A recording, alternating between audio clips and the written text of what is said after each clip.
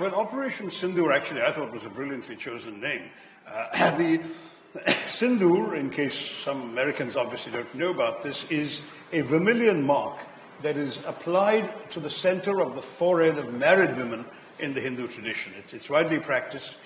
Some non-Hindus do it too, but more for decorative purposes. But strictly speaking, the Sindoor is applied at the time of the marriage ceremony and is worn every day thereafter by married women. So we were very conscious that these brutal terrorists, who, by the way, shot men in front of their wives and children, but spared the women. And when one wife screamed out, "Kill me too," she was told, "No, you go back and tell them what we've done." That was why the women were spared. Horrendous, horrendous act. But that Sindoor had essentially been wiped off the foreheads of 26 Indian women, or 26, I was going to say Hindu women, but one of them actually was a Christian. But the Sindoor had been wiped off the rest by these terrorist actions. And so we wanted, first of all, to avenge that act of wiping off the Sindoor. But secondly, it's no accident that the color of the Sindoor is that bright vermilion red, which is not far from the color of blood.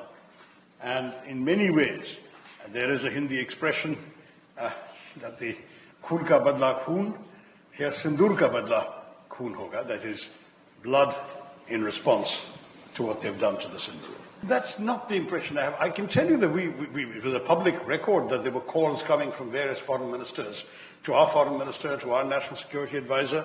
The US was amongst the most active in this regard, and that Secretary Rubio spoke to his Indian counterpart, Jaishankar. He also, in his second hat of NSA, spoke to his counterpart, Mr. Doval. At one point, Mr. Vance, the Vice President, called our Prime Minister.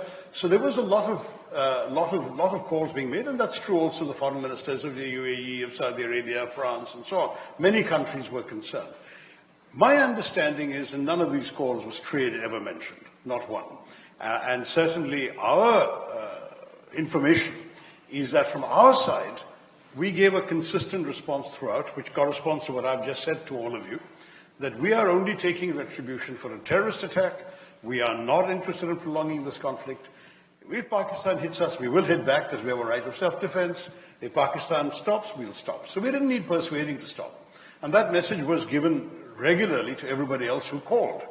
I know that some of this was actually out on the sort of Twitter timeline of our foreign minister.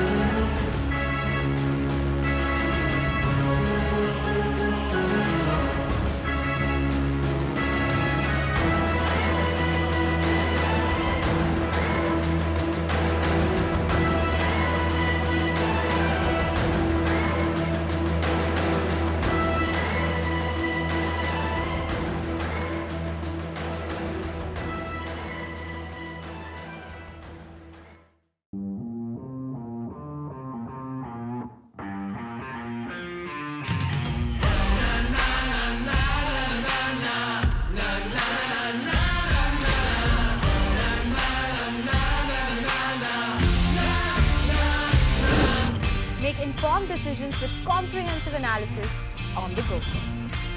Strengthen your portfolio with real-time market updates on the go.